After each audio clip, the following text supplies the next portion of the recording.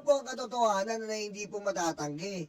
Ano po susuportahan mo sa mga Duterte na binigyan po ng chance ng ating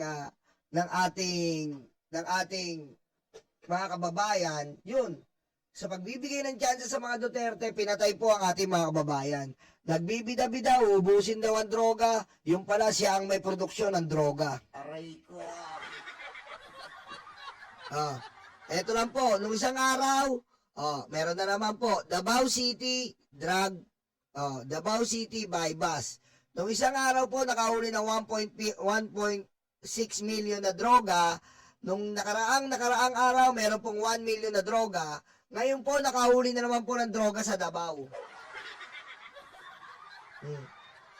Ayan po mga Duterte, na kahit ayaw nila aminin, ang droga po talaga nanggagaling sa Davao.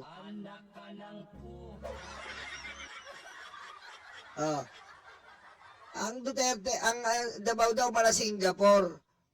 Ayun ang narrative nila. Kung ganoon man na Singapore, araw-araw may nahuli na droga.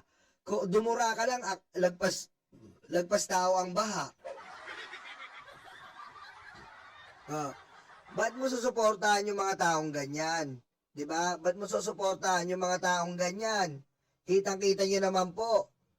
Nasa pahayagan yan. Ayan po, nakalagay dyan, may logo yan, PIDEA. Ayan po, hindi po edited yan, may PIDEA yan. Halos araw-araw po, nakakahuli ng droga. O ngayon, 51 billion naman. Matapos tayo kay Baste,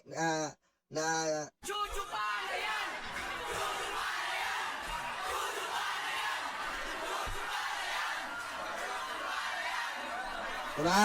Kasi Baste, walang alam kundi umigop ng ethics ng China. Aray ko. Yung ambassador. O ngayon, dito naman tayo sa 51 billion. O ngayon, nagsisipag ang pamilya ni Pulong kasi nga no work, no pay. Abay, ang mga loko-loko nandun pumasok. Ayaw na umabsent. Walang pera eh. Aray ko. Yan po ang mga pinagtatanggol ng mga DDS na actually po kung susumahin mo at talagang kung talagang ano ba yan? Obserbahan mo. Kung obserbahan mo bilang isang politiko, bilang isang public servant, ay napakalayo po talaga. Hindi po talaga pwedeng gawing public servant na wala po ka talagang asa kundi pagnanakaw, pagmumura at mga illegal na gawain. Aray ko. Si Pulong ngayon 51 billion. Nag-resign na po. Nag-resign na yung kapatid ni Eric Yap kasi nga ramdam niya na eh. Nag-resign na yung kapatid ni Eric Yap kasi ramdam niya na po. Ramdam niya na po ang mangyayari sa kanya sa kulungan. Ngayon unti-unti na yan. Hanggang itong si Eric Yap, hanggang itong kapatid niya, magsasalita na yan tungkol dyan sa mga nangyari, saan talaga napunta yung pera. Siyempre, hindi naman niya naamin na ako lang ang tumangay.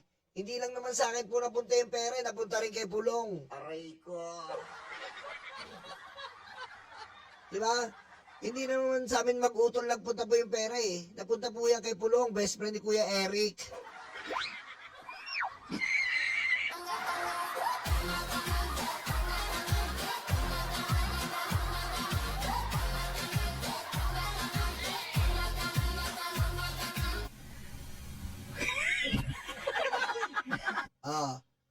Tapos na si Pulong. Pupunta naman tayo kay Chong Kitty. Si Chong Kitty naman, kita nyo, ang lakas magmariwana. Meron nyo, ang lakas magmariwana. Kasi ganyan po, kung tutusin nyo, kung obserbahan nyo, kung kumbaga sa mga psychologists yan, alam nila yan, bakit nagmariwana yan. Bakit? Kasi nga, yan ang resulta ng broken family. Alam nyo bakit ganyan bastos anak ni Digong? Yan ang resulta po ng broken family. Pangalawa, wala pong family na tumingin sa kanila na maayos. Ang tatay nila malibog. Diba? Iyot lang ng iyot, walang kwenta. Aray ko. Si Chong Kitty, puro mariwana ang inatupag. Take note ang TikTok, pakita-kita ng puwet niya. Pakita-pakita ng mukha niyang bil. Ano nga asahan mo? Ano nga asahan mo ngayon sa mga Duterte? Yan? Yan ang magiging public servant mo? Yan ang magiging representative mo para sa taong bayan? Ano nga asahan mo dyan? Oh, ngayon, dumako tayo dito.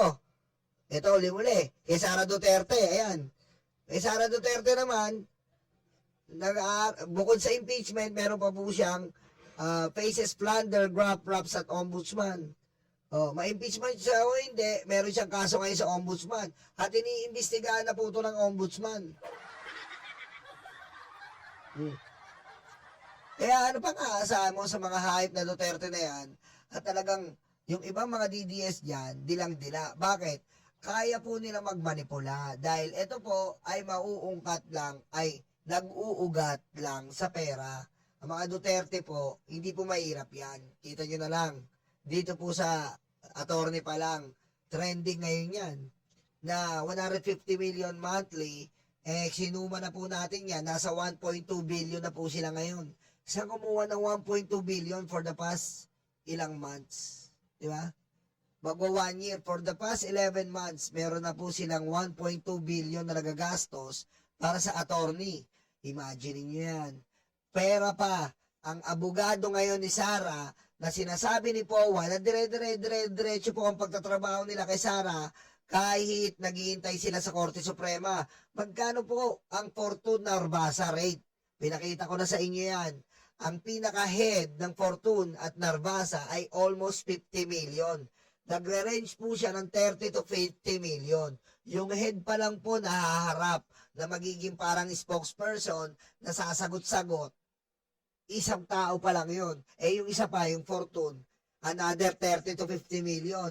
Yung mga pipitsuging mga abogado, na magbabasa, magtitingin, siyempre, bibigyan niya ng mga composed of mga 10 abogado. Yung 10 abogado na po yun, magkano monthly nun?